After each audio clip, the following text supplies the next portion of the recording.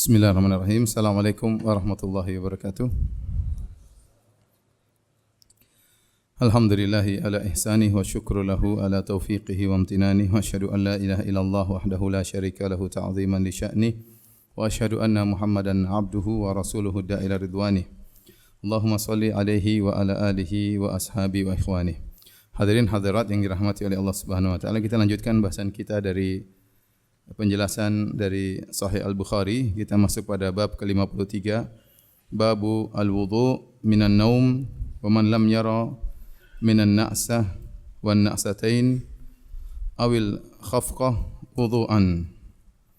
Bab tentang berwudu karena tidur, dan orang yang berpendapat bahwasanya ngantuk, ya, sekali ngantuk atau dua kali ngantuk atau tidur yang ringan tidak membatalkan wudu, tidak perlu wudu.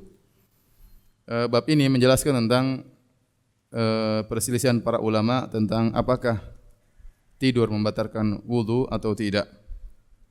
Al-Imam Al-Bukhari membawakan hadisnya, qala haddatsana Abdullah bin Yusuf qala akhbarana Malik an Hisham an abihi an Aisyah radhiyallahu anha anna Rasulullah sallallahu alaihi wasallam qala, bahwasanya Rasulullah sallallahu alaihi wasallam bersabda, idza na'asa ahadukum wa huwa yusalli, kalau salah seorang dari kalian ngantuk padahal dia sedang salat, falyarqud, maka hendaknya dia tidur, hatta yadhhaba anhu naumu, sampai hilang rasa kantuknya. Fa inna ahadakum idza shalla wa huwa na'is, karena salah seorang dari kalian kalau dia salat dalam kondisi ngantuk, la yadri, dia tidak tahu, la'allahu yastaghfiru fayasubba nafsahu, bisa jadi dia ingin beristighfar ternyata dia malah memaki dirinya sendiri. Saya ulangi, kata Nabi sallallahu alaihi wasallam, jika salah seorang dari kalian sedang salat dalam kondisi ngantuk, maka hendaknya dia tidur sampai hilang rasa kantuknya. Karena seorang kalau sedang salat dalam kondisi ngantuk, bisa jadi dia ingin istighfar, dia malah mencela dirinya sendiri. Ini dijadikan dalil oleh Al-Imam Al-Bukhari bahwasanya salat dalam kondisi ngantuk tidak membatalkan salat. Berarti wudu tidak batal, tapi dianjurkan untuk tidur. Tapi dia salat dalam kondisi ngantuk tetap sah salatnya. Bahkan bisa jadi dia waktu salat dia ingin beristighfar, dia salah ngomong, dia malah mencela dirinya sendiri. Tetapi hadis ini menunjukkan orang yang salat dalam kondisi ngantuk salatnya sah.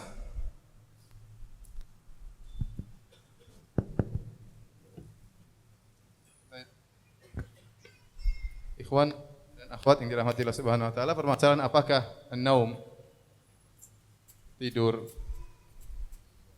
membatalkan wudu?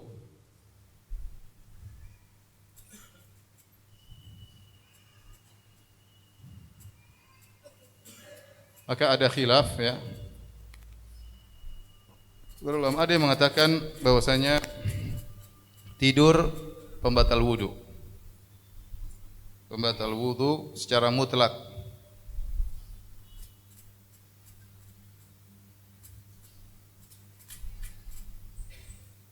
Adapun yang satu mengatakan tidur bukan pembatal wudu,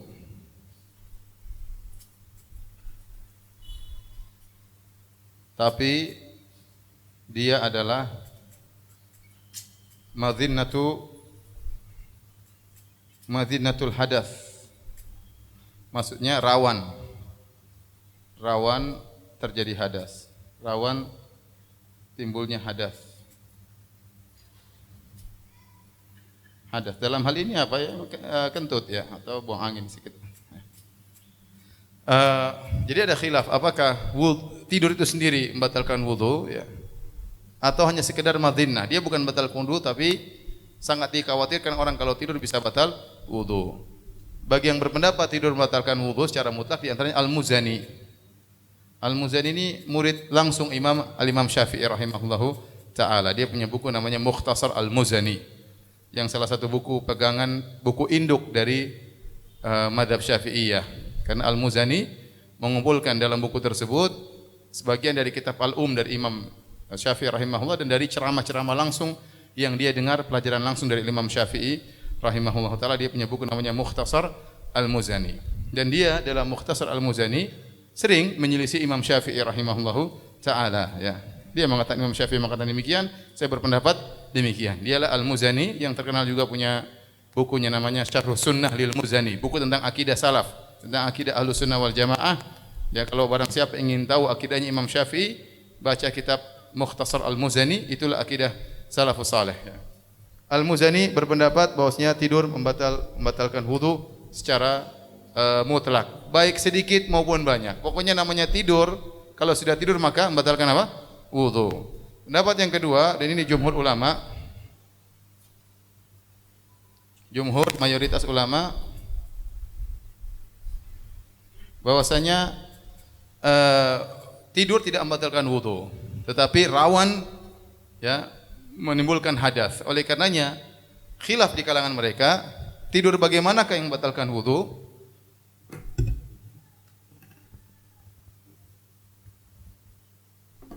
Jadi mereka bersepakat bahwasanya tidur hanyalah rawan munculnya hadas. Nah, kapan hadas itu bisa muncul tatkala sedang tidur? Maka khilaf mereka ya. Khilaf tidur bagaimanakah yang dianggap membatalkan wudu?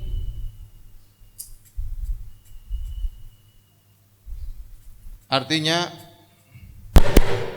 kalau berhadas tidak sadar, tidak rasa. Maka ada beberapa pendapat ya, ada yang mengatakan ya, kalau tidur berbaring baru batal. Ada yang mengatakan ya, kalau tidur lama, tidur pulas. Ada yang mengatakan ya, tidur duduk pun tapi bersandar membatalkan. Intinya ada pendapat, beberapa pendapat ya.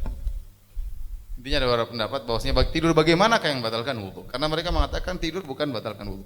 Adapun yang berdalil bahwasanya tidur membatalkan wudu berdasarkan hadis Sofwan bin Asal ya, sebagaimana telah lalu waktu kita bahas tentang masalah khuf, Rasulullah SAW menyuruh kami untuk tidak melepaskan khuf kami ya illa min janabah, kecuali kalau dalam kondisi junub ya, tetapi tidak dilarang min baulin ya, ghaitin au baulin au naumin.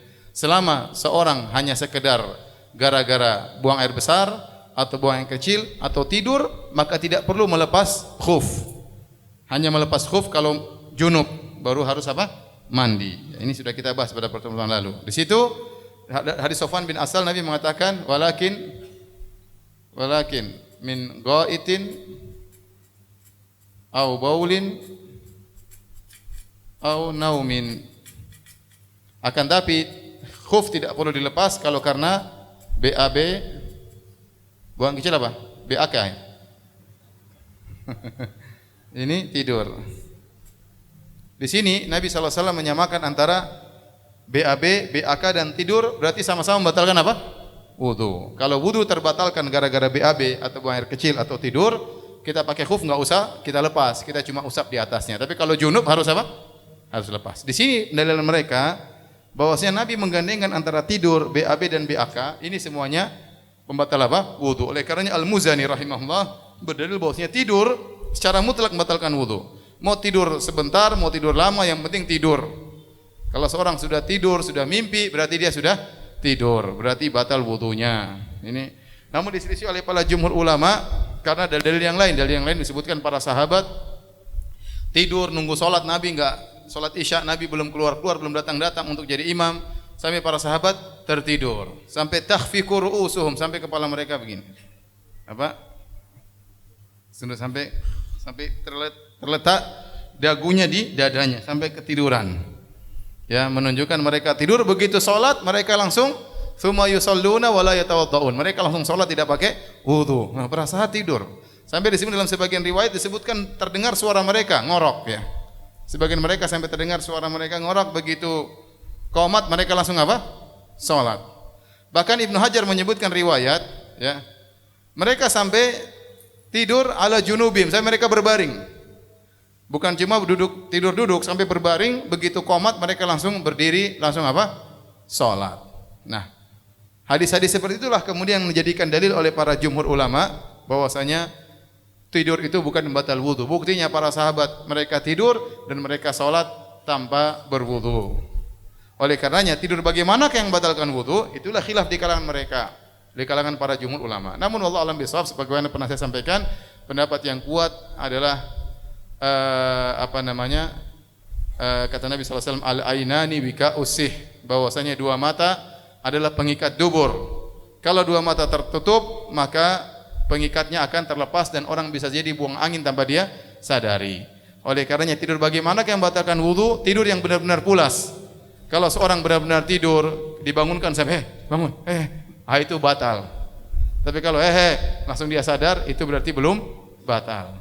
Atau dia pegang misalnya pena, kemudian penanya jatuh, dia masih belum tidur, dia langsung terjaga, berarti dia belum apa? Belum batal. Tapi kalau penanya jatuh, HP-nya dicuri orang, dia tidak sadar. Ya sudah, berarti itu sudah batal, berarti itu sudah batal. Tidur di Masjid Haram, pegang tasbih.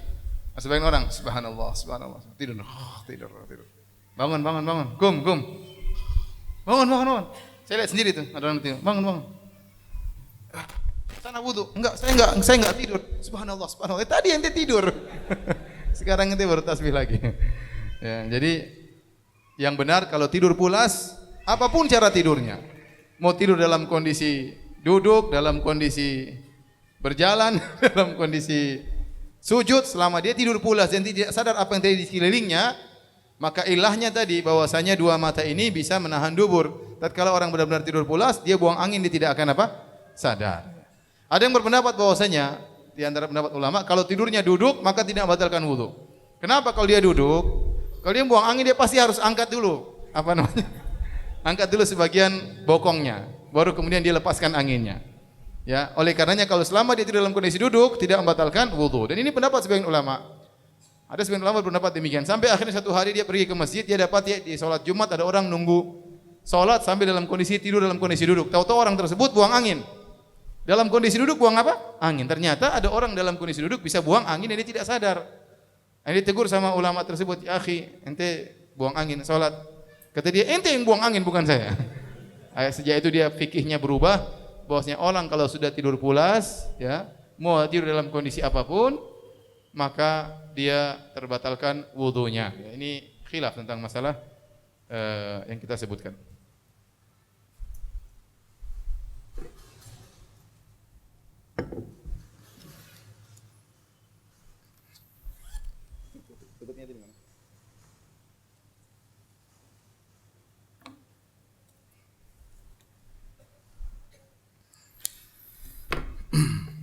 Baik, kita lanjutkan ya. Jadi saya bacakan tadi sebagian riwayat ya. Dalam riwayat Abu Daud, kana ashabun Nabi sallallahu alaihi wasallam yantadhiruna salat ma'an Nabi sallallahu alaihi wasallam. Adalah para sahabat mereka menunggu salat, nunggu sampai Nabi keluar jadi imam, mungkin salat Isya lama. Fayanamun, mereka pun tidur. Tsumma yusallun wa la yatawadda'un. Kemudian mereka salat tanpa berwudu lagi. Sebagian ulama mengatakan maksudnya tidur dalam kondisi duduk. Tetapi datang dalam riwayat yang sahih kata Ibnu Hajar, hadis yang sama, fayadhauna junubahum. Mereka berbaring. Faminhum man yanam tsumma yaqumuna ila salat. Di antara mereka ada yang tidur dalam kondisi berbaring, begitu qomat dia berdiri kemudian dia apa? Salat ya. Maka ini menunjukkan orang yang tidur dalam kondisi berbaring pun belum tentu batal wudunya. Selama dia tidurnya masih tidur yang apa? Ringan. Adapun kalau tidurnya sudah berat, dia sudah mimpi, sudah kemana-mana, ya sampai kalau penanya jatuh pun dia tidak sadar, ya benar-benar dia sudah tidak sadar. Nah, ini baru wudunya apa? Batal. Tapi kalau dia masih tidur, orang bilang tidur ayam, setengah-setengah sadar, maka itu tidak membatalkan apa? Wudu. Seperti seorang di mobil jalan dia tidur. Kalau tidurnya setengah-setengah, maka tidak membatalkan apa? Wudu. Tapi kalau dia tidur bangun-bangun sudah di bandara, Sudah sampai ya, itu sudah jelas wudunya apa? Batal karena tidak sadar sama sekali. Baik, hadis berikutnya. Qala haddatsana Abu Ma'mar qala haddatsana Abdul Warits. Berkata Imam Al-Bukhari telah menyampaikan kepada kami Abu Ma'mar menyampaikan kepada kami Abdul Warits haddatsana Ayyub an Abi Qilabah an Anas anin Nabi sallallahu alaihi wasallam dari Anas bin Malik dari Nabi sallallahu alaihi wasallam. Qala idza na'asa fi sholati falyanam hatta ya'lama ma yaqra. Jika salah seorang dari kalian salat dalam kondisi ngantuk maka hendaknya dia tidur sampai dia tahu apa yang dia baca. Ya, karena tujuan salat kata Allah wa aqimis sholata li dzikri, dirikanlah salat untuk mengingatku. Orang salat dalam kondisi ngantuk tidak sadar apa yang dia ucapkan, mending dia tidur karena dia terluputkan dari tujuan salat. Tujuan salat adalah mengingat apa? Allah Subhanahu wa taala. Dan ini umum, hadis ini umum berlaku pada salat wajib maupun salat sunnah. Bahkan kata Syekh Utsaimin rahimahullahu taala bisa jadi seorang di sepertiga malam terakhir dia sedang salat tahajud tapi dia ngantuk berat. Maka hendaknya dia tidur. Dia pasang waker, misalnya pasang alarm, nanti dia bangun. Ya, meskipun dia tidur setengah jam, tidur dulu. Kalau memang dia benar-benar sangat ngantuk, dia tidak bisa menikmati solatnya, dia tidak tahu apa yang dia baca, maka dianjurkan dia apa? Tidur. Meskipun dia di solat sepertiga malam yang terakhir. Ya. Tetapi itu jarang-jarang. Tapi kalau kebiasaan setiap bangun ngantuk terus ya berarti waktu tidurnya yang diperbaiki. Hendaknya dia tidur lebih awal ya. Banyak orang mengatakan, Ustaz, sulit bagi saya untuk bisa bangun malam. Jawabannya mudah, tinggal rubah jadwal tidur.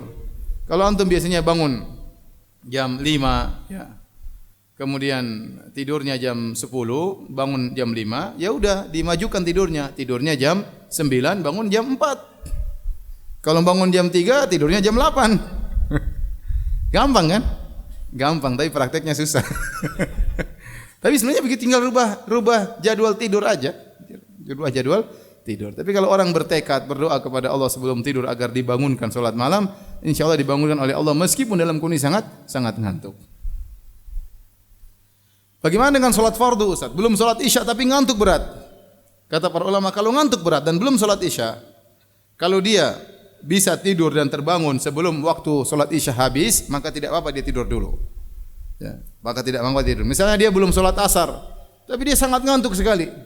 Kalau dia sholat asar maka dikhawatirkan dia tidak tahu apa yang dia baca. Maka dia boleh tidur dengan syarat dia bisa bangun sebelum waktu sholat asar apa? Habis. Misalnya dia mau tidur setengah jam dulu, sangat ngantuk, tidak apa, dia pasang alarm. Tapi kalau dia khawatir ternyata waktunya akan bablas sampai maghrib, mending dia sholat meskipun dalam kondisi apa? Ngantuk. Daripada dia tidur akhirnya bablas sampai maghrib. Allah alam bisawab. Baik, kita lanjutkan bab berikutnya, bab al-wudu min ghairi hadatsin.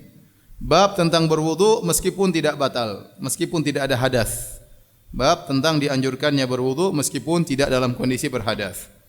Al-Imam Al-Bukhari berkata, qala haddatsana Muhammad bin Yusuf, qala haddatsana Sufyan an Amr bin Amir, qala sami'tu Anasan tahwil, qala wa haddatsana Musaddad, qala haddatsana Yahya an Sufyan, qala haddatsana Amr bin Amir an Anasin qala, dari Anas bin Malik dia berkata, kana Nabi sallallahu alaihi wasallam yatawaddau inda kulli salatin. Adalah kebiasaan Nabi sallallahu alaihi wasallam berwudu setiap salat. Jadi sunnah seorang berwudu setiap salat meskipun tidak batal. Meskipun tidak batal. Maghrib dia berwudu, kemudian Isya dia berwudu, Duhur dia berwudu, meskipun belum batal, asar dia berwudu lagi. Ini sunnah, karena itulah yang dilakukan oleh Nabi sallallahu alaihi wasallam.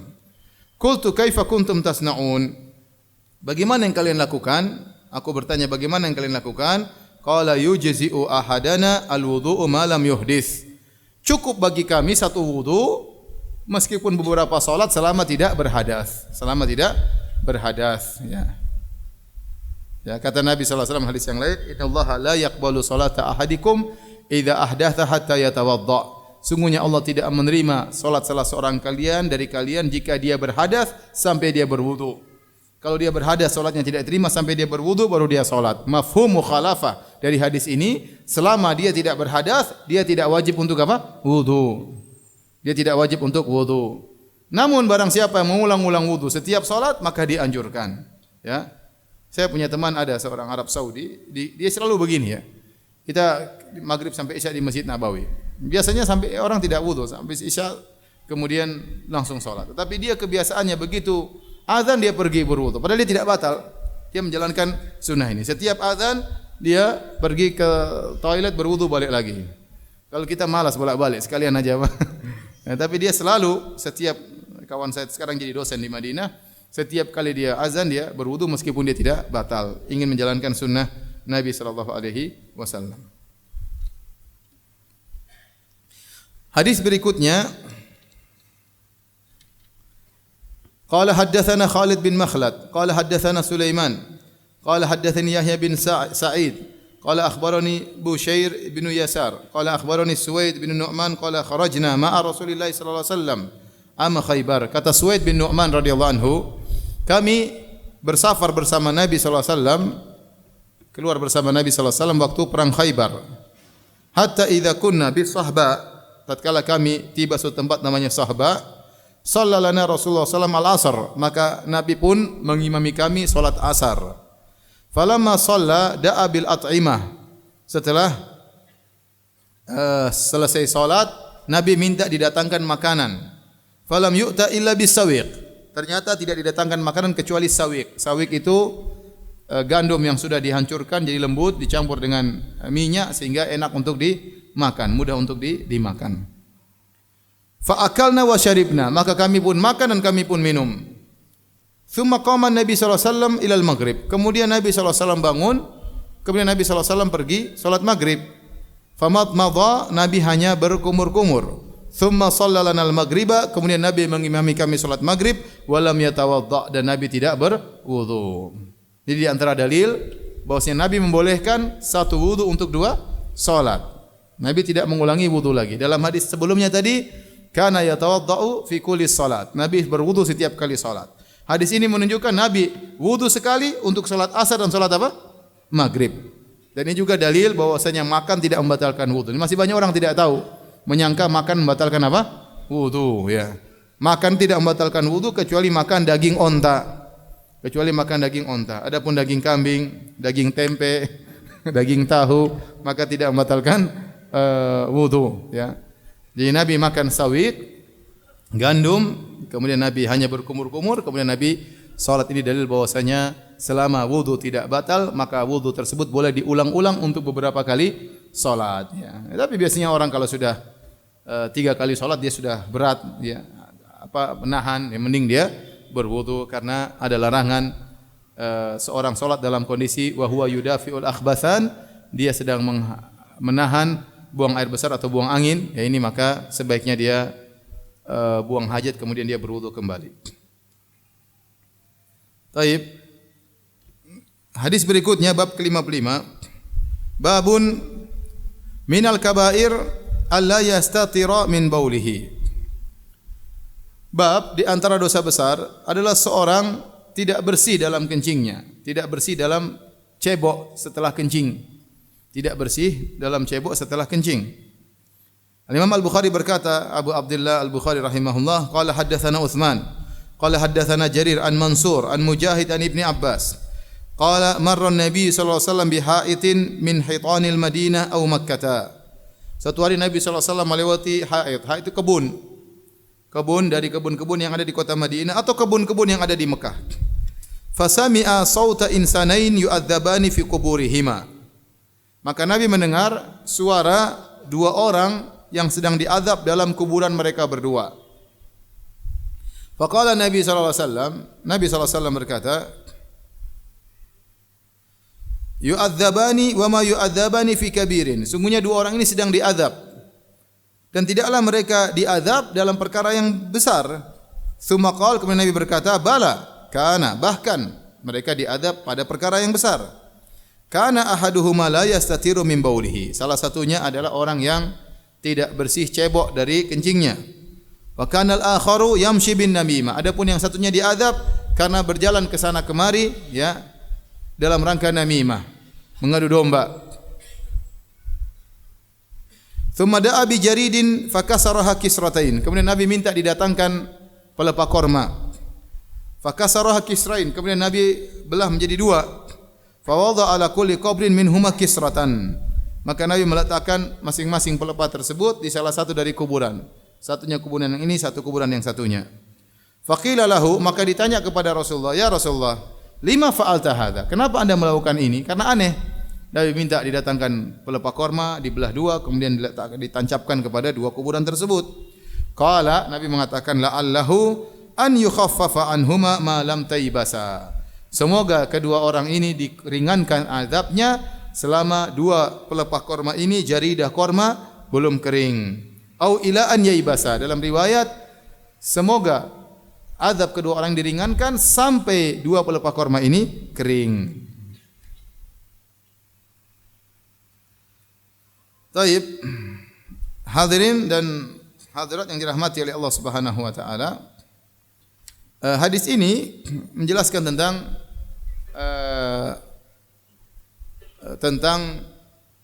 adanya azab kubur, dan azab kubur datang dalam hadis-hadis yang mutawatir, ya. Berbeda dengan pendapat sebagian kelompok yang mengatakan tidak ada azab kubur. Dan ini asalnya adalah akidahnya Mu'tazilah. Akidahnya Mu'tazilah mengatakan tidak ada azab kubur karena mereka terlalu mengagungkan akal. Kemudian mereka mengatakan tidak ada azab kubur, kuburan dibuka enggak ada api keluar di situ, ya, tidak ada apa-apa, ya.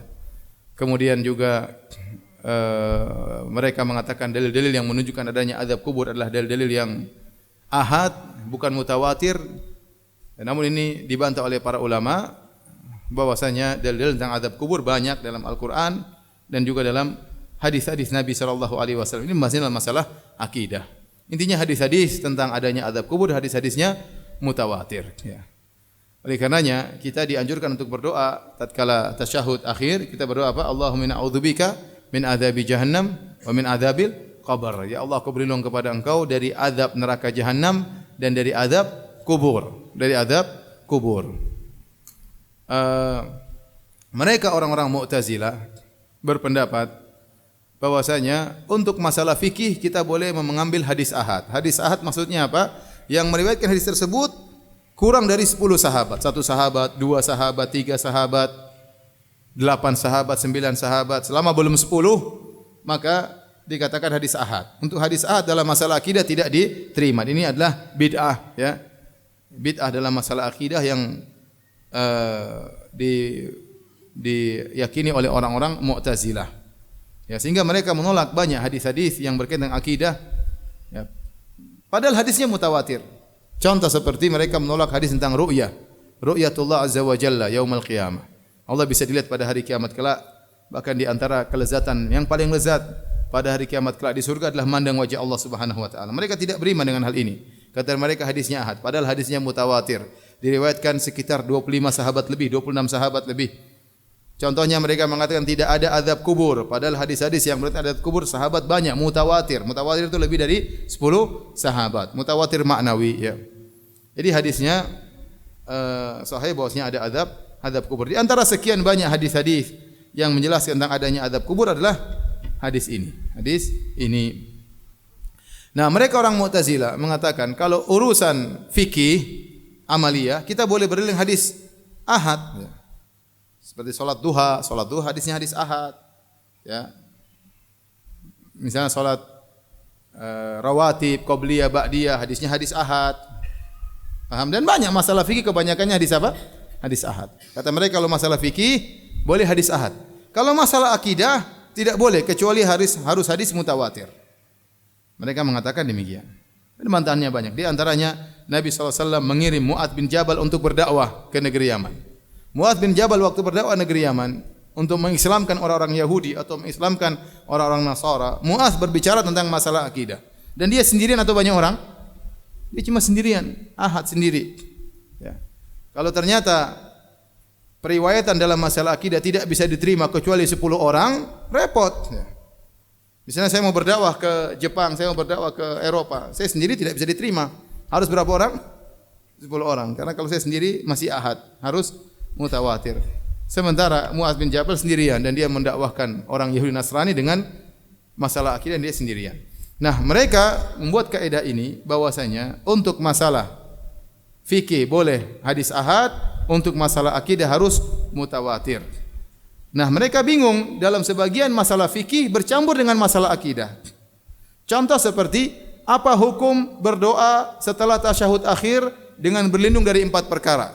Allahumma inni a'udzubika min adzabi jahannam wa min adzabil qabri wa min fitnatil mahya wal mamat wa min fitnatil masiihid dajjal. Ya Allah, aku berlindung kepada Engkau dari azab neraka, azab kubur, fitnah kehidupan dan kematian, dan fitnah dajjal. Ini berlindung dari 4 perkara. Apa hukumnya berdoa dengan doa ini setelah tasyahud? Jawabannya disunahkan. Kenapa? Karena ada hadisnya, hadisnya sahih. Meskipun hadisnya ahad, paham? Dan masalah fikih kita boleh menggunakan hadis ahad. Jadi boleh kita berdoa, hukumnya berdoa setelah tasyahud, hukumnya boleh. Hadisnya ahad atau mutawatir? Ahad. Tetapi masalahnya dalam kandungan doa tersebut ada masalah akidah, berlindung dari azab kubur. Nah, mereka bingung dengan hadis seperti ini. Mau bilang tidak diamalkan, ini masalah fikih, ya.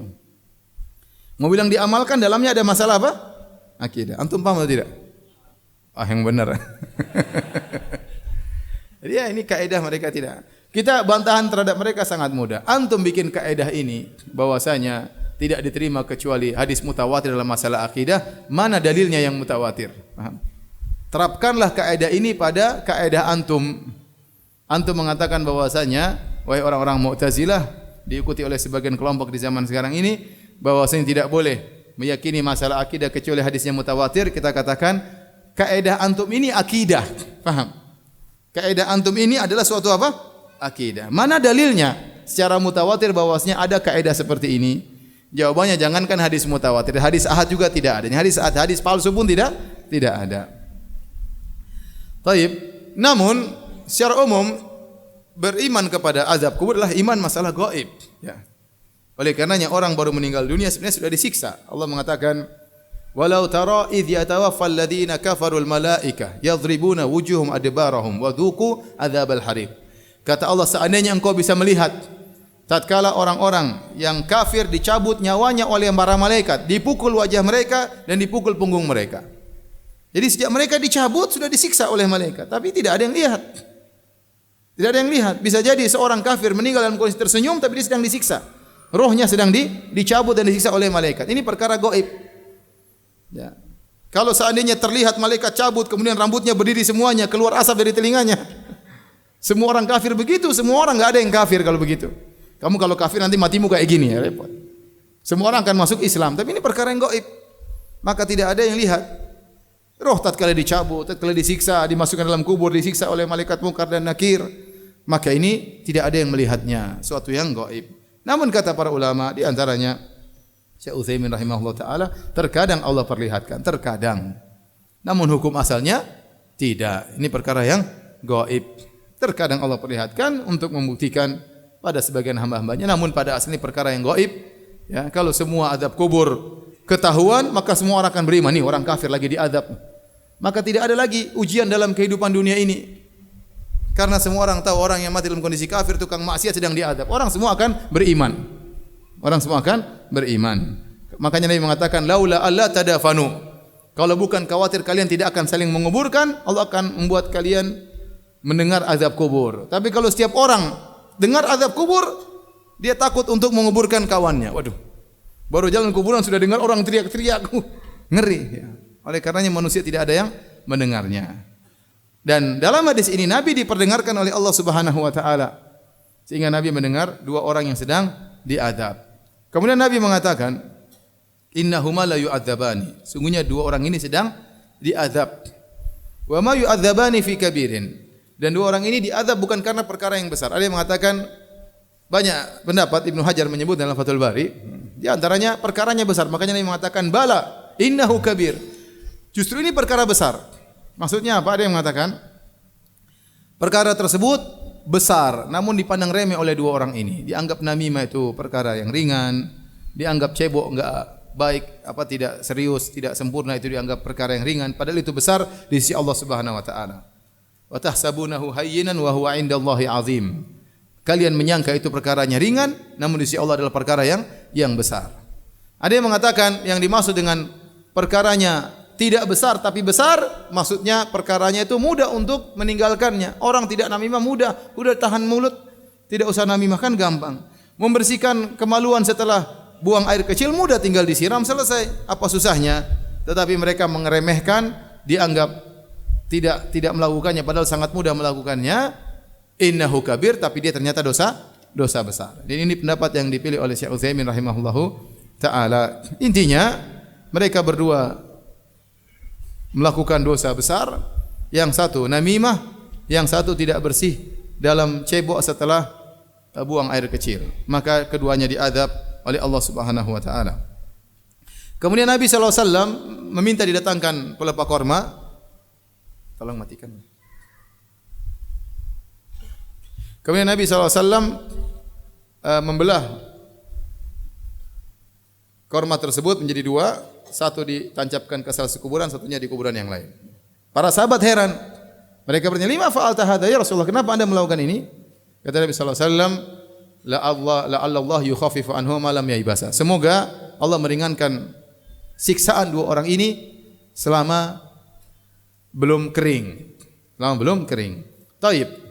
Sebagian ulama berpendapat, terutama ulama Syafi'iyah, bahwasanya sebab diringankan azab kubur ini adalah karena basahnya pelepah korma. Dan pelepah korma yang basah itu bertasbih kepada Allah Subhanahu wa taala. Karena bertasbih kepada Allah, maka azabnya dikurangi. Azabnya dikurangi. Paham? Paham ya? Saya ulangi, sebagian ulama Syafi'iyah berpendapat bahwasanya ini dalil Nabi mengatakan azab kedua orang ini diringankan. Kenapa? Karena ditancapkan dua apa? Dua pelepah korma yang masih basah. Berarti pelepah korma yang masih basah itu mengurangi azab. Kenapa hubungannya basah dengan kering? Kata mereka karena basah bertasbih kepada Allah. Kalau kering sudah tidak bertasbih. Tatkala masih basah pelepah korma itu bertasbih. Oleh karenanya kata mereka, ya, kalau korma saja bertasbih mengurangi azab, apalagi kita bertasbih di kuburan. Apalagi kita baca Quran di kuburan. Ini dalil mereka tuh ini. Kita baca Quran di kuburan, ya supaya ada keberkahan turun kepada penghuni kubur. Ini pendapat sebagian ulama Syafi'iyah. Ya, diperbolehkan membaca Al-Quran di kuburan. Tapi pendapat mereka bukan untuk minta berkah dari penghuni kubur, bukan. Bukan mencari keberkahan dari kuburan, bukan. Bahkan kepada orang yang pelaku maksiat kita ke situ baca Quran. Supaya tujuannya apa? Kita memberi keberkahan kepada penghuni kubur. Paham ya? Benar, ada ulama Syafi'iyah mengatakan boleh bertasbih, boleh baca Quran, khatamkan Quran di kuburan. Bukan untuk mencari keberkahan kepada penghuni kubur, tapi untuk beri manfaat kepada penghuni kubur yang sudah tidak bisa apa-apa. Di antaranya semoga azab mereka dikurangi. Dalilnya apa? Dalilnya pelepah korma. Paham? Paham sisi pendalilannya? Baik. Namun pendapat ini kita katakan tidak kuat. Tidak kuat. Pertama, sisi bantahannya, ya, bahwasanya dikurangi azab kedua penghuni kuburan tersebut bukan karena pelepah kormanya, tapi karena syafaat Nabi sallallahu alaihi wasallam. Karena syafaat Nabi sallallahu alaihi wasallam dalam riwayat, ya, hadis Jabir radhiyallahu taala anhu, Nabi sallallahu alaihi wasallam berkata, "Inni marartu bi qabrain." Aku melewati dua kuburan. Yu'adzabani, mereka berdua sedang diazab. Fa ahbabtu bi syafaati. Aku berharap dengan syafaatku an yurfa anhuma ma damal gusnan ratbain. Aku berharap dengan syafaatku akan diangkat azab mereka berdua selama kedua batang tersebut, cabang tersebut masih basah. Berarti dikurangi azab mereka itu bukan karena apa?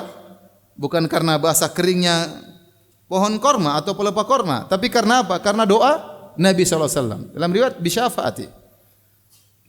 Oleh karenanya Nabi tidak melakukan hal ini pada setiap kuburan. Nabi hanya melakukan pada kuburan ini, atau ada sebagian pendapat mengatakan pada 3 kuburan. Karena datang dalam beberapa hadis Ibnu Abbas, kemudian hadis Anas, kemudian hadis Jabir radhiyallahu taala, hadis Ibnu Abbas, hadis Jabir radhiyallahu taala anhuma, sehingga mereka mengatakan Nabi beberapa kali, ada yang mengatakan 2 kali, ada yang mengatakan 3 kali. Tetapi Nabi, ini bukan kebiasaan Nabi menancapkan pelepah korma pada setiap kuburan. Buktinya waktu Nabi melakukan demikian, sahabat bertanya, "Lima fa'alta hadza?" Kenapa Anda melakukannya? Karena ini bukan kebiasaan Nabi. Dan yang benar bahwasanya dikurangi azab bukan karena masalah basah tidaknya apa? Pelepah korma, tapi karena doa Nabi sallallahu alaihi wasallam. Yang kedua, apa bedanya pelepah korma basah dengan kering? Kalau mereka berkata basah bertasbih, mana dalilnya kalau kering tidak bertasbih? Allah mengatakan yusabbihu lahu ma fis samawati ma fil ard. Bertasbih kepada Allah semua yang ada di langit dan di bumi. Tidak dibedakan antara kering dan apa? Basah, enggak ada. Maka mengatakan kalau basah bertasbih, kering tidak bertasbih itu enggak ada dalilnya. Semuanya bertasbih kepada Allah Subhanahu wa taala, ya. Dan kemudian Nabi kenapa meletakkan pelepah korma ini kemudian mendoakan agar keduanya dikurangi dosanya? Karena Nabi mendengar mereka berdua sedang diazab. Nah, kalau tahu-tahu antum ada orang di kubur ente taruh pelepah korma, emang lagi diazab. Jangan suudzon kepada enggak siapa tahu diazab. Akhirnya orang sekarang macam-macam ya. Saya lihat di kuburan ada yang taruh kendi isi air. Selama masih basah, airnya bertasbih. Udah pasang keran aja di situ. Ada yang pasang tanam pohon langsung ya. Kormanya sekalian ditanam, jangan apa lagi? Jangan cuma kering-kering, mungkin berapa hari sudah kering. Ya udah tanam pohon korma, disirami tiap hari, enggak diadab-adab atau dikurangi adabnya terus. Intinya wallahu alam bisawab, pendapat yang benar bahwasanya apa yang dilakukan oleh Nabi sallallahu alaihi wasallam itu adalah kekhususan Nabi sallallahu alaihi wasallam ya. Dan tidak ditiru oleh kebanyakan sahabat. Ada riwayat menyebutkan seorang sahabat meminta demikian, tapi ini ijtihad dia. Kebanyakan sahabat tidak berpemahaman demikian. Ya. Kebanyakan sahabat tidak berpemahaman demikian. Ya. Jadi yang benar bahwasanya itu bukan dalil untuk boleh baca Quran di kuburan. Wallahu ta'ala alam bishawab. Kita lanjutkan hadis berikutnya.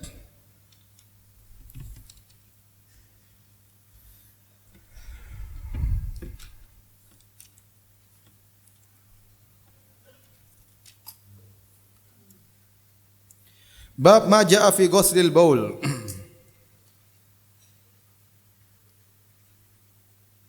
Wa qala Nabi sallallahu alaihi wasallam li sahibil qabr. Nabi sallallahu alaihi wasallam berkata kepada penghuni kuburan yang diazab tadi, kana la yastatiru min baulihi. Adalah dia diazab di kubur karena tidak bersih tatkala cebok dari kencingnya. Walam yadhkur siwa baulin nas, dan Nabi tidak menyebutkan kecuali air kencing manusia. Al-Imam Al-Bukhari menyebutkan perkataan ini untuk membantah pendapat Syafi'iyah yang menyatakan bahwasanya semua kencing itu najis. Semua kencing itu najis. Kenapa orang ini diazab di kuburan? Karena dia waktu kencing dia tidak mencuci dengan baik sehingga najisnya masih ada di kemaluannya, kemudian terkena pakaiannya sehingga akhirnya dia salat tidak sah karena pakaiannya ternajisi. Dengan dalil ini Madhab Syafi'iyah mengatakan semua kencing itu najis. Semua kencing. Mau kencing kuda, kencing onta, kencing kambing, apalagi kencing manusia. Kencing tikus, ya apa semuanya kencing adalah najis. Ya. Hukum asalnya adalah najis. Al-Imam Al-Bukhari bantah. Kata Imam Bukhari, yang dimaksud dengan kencing dalam hadis ini hanyalah kencing manusia. Jangan dikiaskan dengan kencing-kencing yang lainnya. Ini dalil bahwa Imam Bukhari bukan bermadhab Syafi'i. Makanya dia banyak menyelisih pendapat Imam apa? Syafi'i. Dan inilah pendapat yang lebih kuat bahwasanya yang najis dalam hadis ini cuma berkaitan dengan kencing manusia. Ya. Adapun kencing hewan-hewan yang bisa dimakan dagingnya maka tidak najis. Sebenarnya akan datang dalam Sahih Bukhari juga Nabi SAW menyuruh orang-orang untuk berobat dengan minum air kencing onta. Ya, minum air kencing onta. Dan kita tahu air kencing onta ya boleh diminum untuk obat. Ya. Kemudian juga Nabi menyuruh solat di kandang kambing. Kata Nabi SAW, "Sallu fi marabidil ghanam." Salatlah kalian di kandang kambing. Yang namanya kandang kambing tidak akan lepas dari percikan air kencing apa? Kambing, ada kotoran kambing, dan itu semua meskipun menjijikkan namun tidak najis. Tidak semua yang menjijikkan itu najis. Tidak semua yang menjijikkan itu najis. Ya. Bisa jadi ada makanan ayam sudah kita biarkan kemudian basi, bau busuk, najis atau tidak? Tidak. Meskipun dia sudah basi dan busuk, tapi itu bukan najis. Kita bersih bukan karena bersihkan, bukan karena najis, tapi karena kotor. Sama seperti kencing, seperti apa? Ingus, seperti hal yang keluar dari tubuh manusia yang tidak enak, tapi itu bukan hal yang najis meskipun kotor.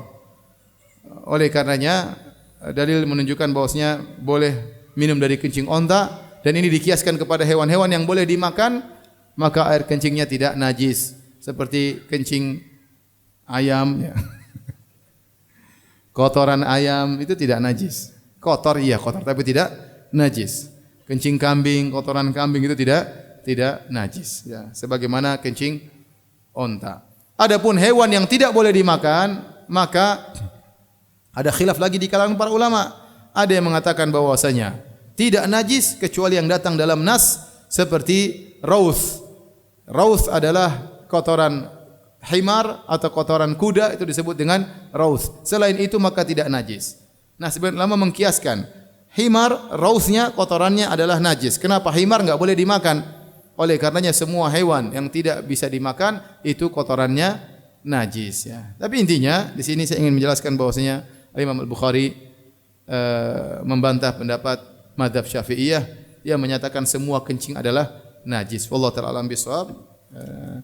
Kita salat dulu, ya. Atau bagaimana? Azan dulu, ya. Azan dulu baru kita lanjut. Silakan azan.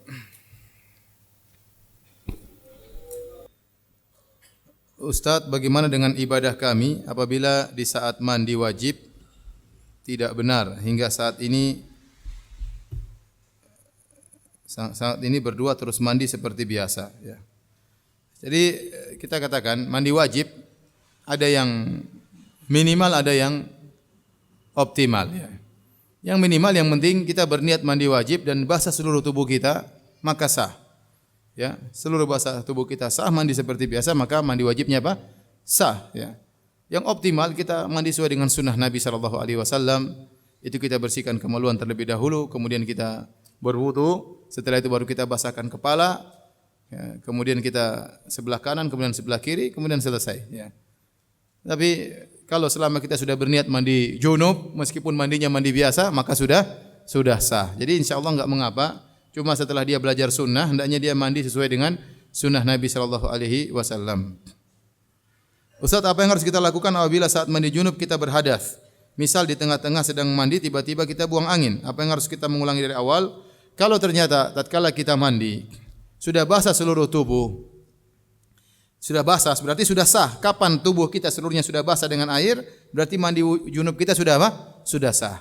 Namun belum selesai, di tengah-tengah kita buang angin, maka tidak perlu mandi lagi dari awal, cukup wudu aja. Cukup apa? Wudu. Tetapi kalau tatkala kita mandi ternyata masih belum basah seluruh tubuh, kita sudah buang angin, maka kita mandi lagi dari awal, ya. Lagi dari awal. Ustaz, apakah setan dari kalangan jin bisa mengganggu manusia dengan menampakkan wujudnya ataukah dalam wujud yang lain? Karena ana rasanya gatal untuk menjawab teman-teman ana yang mengaku melihat diganggu setan di kantor ana, ya. Asalnya jin, ya, setan, innahu yarakum huwa wa qabiluhu min haitsu la tarawnahum.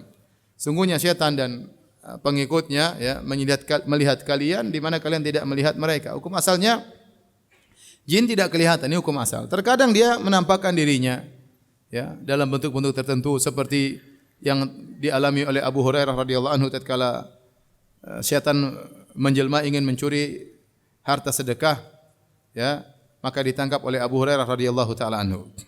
Jadi mungkin saja setan menampakkan dirinya. Tapi saya katakan antum, ya, jangan takut sama setan, ya. Antum jangan takut sama setan. Kalau setan memperlihatkan dirinya mungkin mau kenalan sama antum. Mungkin, ya. Santai aja, ya. Antum jangan takut, ya. Antum punya Allah Subhanahu wa taala, antum punya ayat kursi, antum punya 3 kul, ya. Kecuali kalau antum enggak hafal dan cerita, ya, tapi antum ayat kursi bisa hafal, antum qul a'udzu birabbil falaq, qul birabbin nas.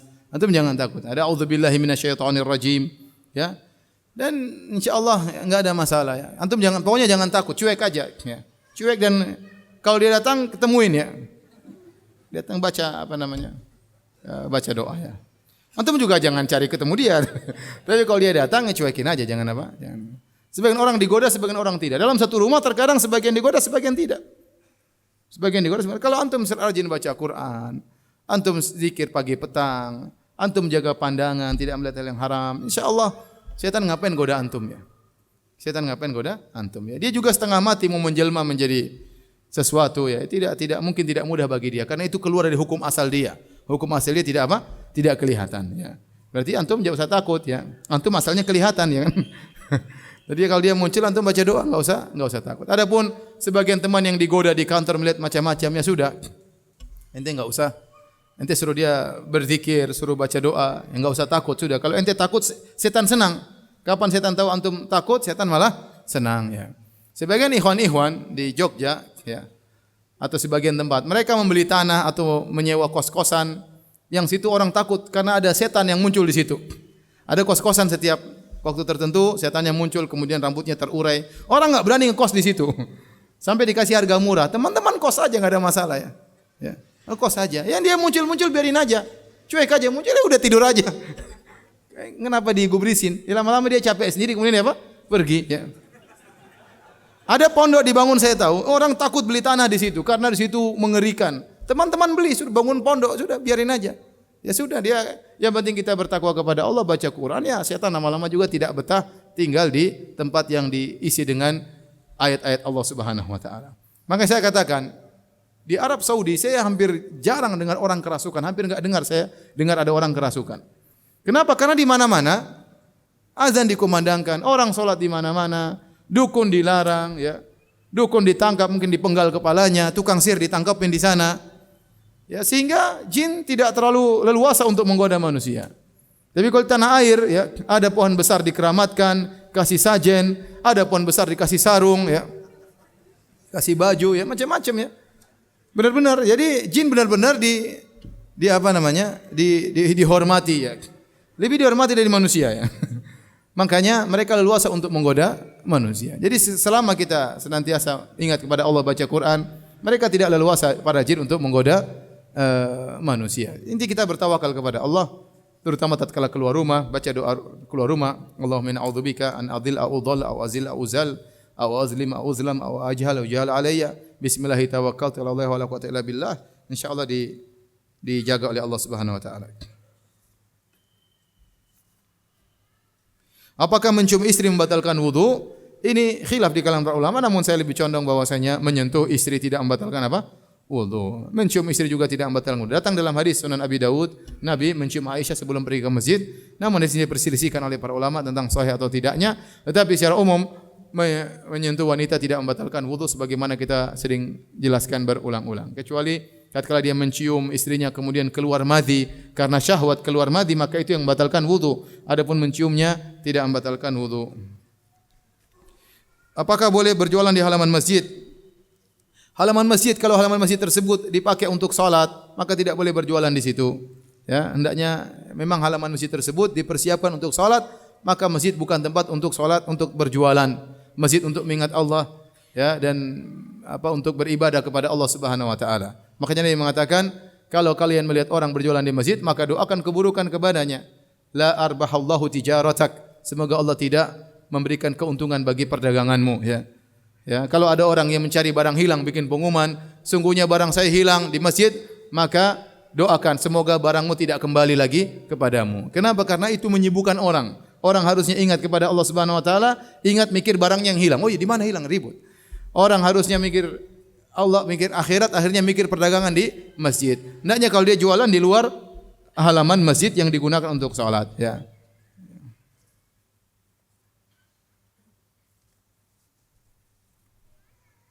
Ustaz, bagaimana tips agar rezeki berlimpah?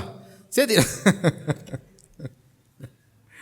tidak menyatakan seorang berdoa agar rezekinya berlimpah, tapi minta rezeki yang thayyiban. Ya, rezeki yang thayyiban atau rezeki yang berlimpah tapi berkah. Ya, rezeki yang berkah. Seorang berusaha untuk dapat. Karena rezeki yang berlimpah itu belum tentu bisa kita atur dengan sesuai kehendak Allah Subhanahu wa taala. Ingat, setiap rezeki yang kita dapatkan akan ditanya oleh Allah pada hari kiamat kelak. Ya. Kalau kita punya rezeki, kemudian berkah, kita gunakan sesuai dengan kehendak Allah, maka itu yang terbaik. Tetapi di antara sebab-sebab datangnya rezeki, pertama tentu kita berusaha, bertawakal kepada Allah Subhanahu wa taala, berusaha, kata Ibnu Rajab Al-Hambali, tawakal yang tinggi dengan sebab yang sedikit mendatangkan rezeki yang banyak. Yang penting tawakalnya harus tinggi, ya. Harus digandengkan dengan sebab. Meskipun sebabnya tidak maksimal, tetapi kalau tawakalnya tinggi, Allah mudahkan rizki. Sebagaimana dalam hadis, "Lau annakum tatawakkaluna 'ala Allahi haqqa tawakkulih, la razaqakumullah kama yarzuqut thair." Kalau seandainya kalian bertawakal kepada Allah dengan tawakal yang benar, ya, maka Allah akan berikan kalian kemudahan rezeki sebagaimana Allah berikan kepada burung. Ini dalil bahwasanya tawakal yang tinggi mempengaruhi mudah mendapatkan rezeki. Tapi kalau orang mencari rezeki suudzon kepada Allah, kurang tawakal, seakan-akan rezekinya tergantung kepada bosnya, seakan-akan rezekinya harus pada pekerjaannya ini, maka di situ bisa jadi dia mendapati kesulitan. Kalau dia pun mendapatkan rezeki belum tentu berkah, belum tentu rizqan thayyiban. Jadi di antaranya harus bertawakal dengan tawakal yang tinggi bahwasanya rezeki di tangan Allah Subhanahu wa taala. Keyakinanmu tentang rezeki di tangan Allah lebih daripada keyakinanmu rezeki di tangan bosmu. Ya, itu harus ditanamkan dalam hati seseorang. Ya, kalau ada orang kita dapat rezeki dari seorang, yakinlah itu semua karena Allah Subhanahu wa taala. Yang kedua, jangan lupa sebab-sebab ukhrawi. Ada sebab-sebab ukhrawi yang buat kita untuk mudah mendapatkan rezeki. Di antaranya menyambung silaturahmi. Ada rezeki kita berikan kepada ibu kita, pada ayah kita, kepada kakak kita, adik kita, pada ponakan kita, kepada tante kita, kepada bibi kita. Kalau kita sisihkan niat karena Allah, ikhlas karena Allah, menyambung silaturahmi, Allah akan mudahkan rezeki. Dan ini benar. Ini sudah dipraktekkan dan nyata, ya. Ya, bahwasanya menyambung silaturahmi menambahkan rezeki. Kemudian juga berinfak. Kata Nabi sallallahu alaihi wasallam, "Ma naqasat shadaqatun min mal." Bahwasanya sedekah tidak akan mengurangi rezeki. Ya, bahwasanya seorang bersedekah akan ditambah oleh Allah Subhanahu wa taala. Oleh karena tidak ada orang yang dermawan karena Allah Subhanahu wa taala kemudian dihinakan oleh Allah, tidak ada. Orang dermawan semakin ditambah rezekinya oleh Allah Subhanahu wa taala. Bagaimana hukumnya jika pada sore hari saat kita akan mandi, kita dapati celana dalam kita bau pesing? Artinya ada tetesan air kencing yang menempel di celana dalam ketika secara tidak sengaja. Padahal selama seharian kita sudah yakin bahwa kita telah beristinja dengan baik dan benar dan merasa sudah bersih dan tidak ada lagi air kencing yang menetes. Apakah wudu kita selama ini satu hari menjadi batal dan kita harus mengulang salat kita, Ustaz? Tidak, ini ada namanya kaidah al-yakin la yazulu bisyak. Keyakinan tidak bisa dihilangkan dengan keraguan. Kalau kita sore hari kita mencium celana kita ternyata bau air kencing, ya. Pertama belum tentu itu dari air kencing, ya. Bisa jadi kemaluan kita mengeluarkan bau yang tidak enak mirip dengan bau air kencing. Kedua, kalau memang kita yakin ada air kencing, maka kita sandarkan kepada salat yang paling terdekat. Salat yang paling terdekat. Dan bisa jadi air kencing tersebut keluar setelah antum sholat, kita enggak tahu. Jadi masih banyak kemungkinan untuk mengatakan dia harus mengqadha sholatnya 5 waktu. Ini tidak kuat pendalilannya. Karena kecuali kalau kita lihat setelah sholat asar misalnya langsung ternyata celana kita benar-benar bau air kencing, ternyata ada air kencing, maka yang kita qadha cuma yang sholat apa? Asar. Tetapi kalau kita sholat asar jam 3, jam 4, lihatnya semenjelang maghrib bau air kencing, maka tidak bisa kita katakan dia qadha sholat asar. Kenapa bisa jadi air kencingnya muncul setelah itu? Ya. Tidak tahu. Oleh karenanya selama tidak yakin bahwasanya air kencing keluar sebelum sholat, maka hukum asalnya kita tidak berhadas. Hukum asalnya kita tidak ada air kencing di celana dalam.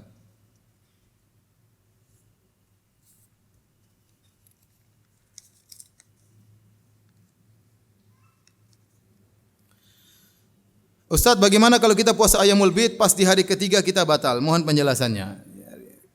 Kalau kita puasa Ayyamul Bid, puasa sehari, berbuka, kemudian puasa lagi, berbuka lagi, ya.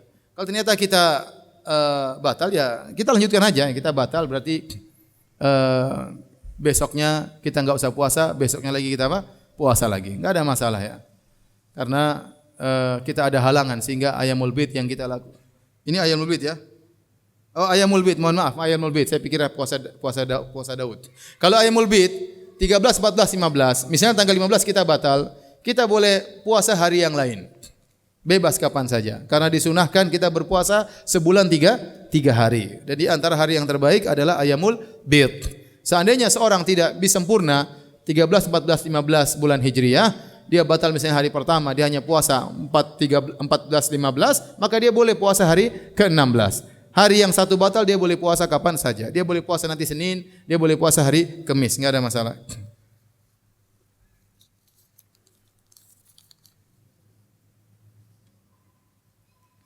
Bagaimana membersihkan kemaluan sehabis buang air kecil kalau tidak ada air seperti toilet mall?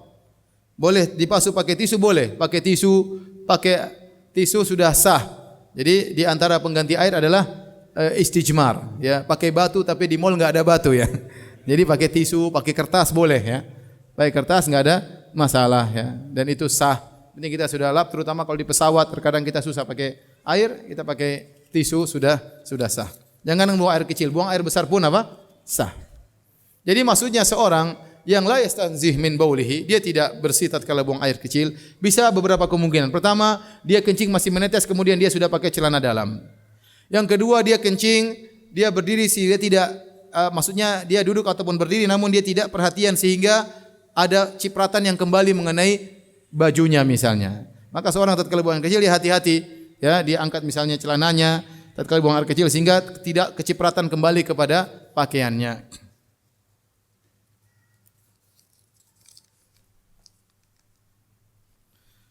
Apabila mengucapkan talak raj'i kepada istri lalu ketika di pengadilan agama diminta membaca ikrar telah kembali, apakah jadi talak satu atau talak dua karena mengucapkan kalimat talak dua kali?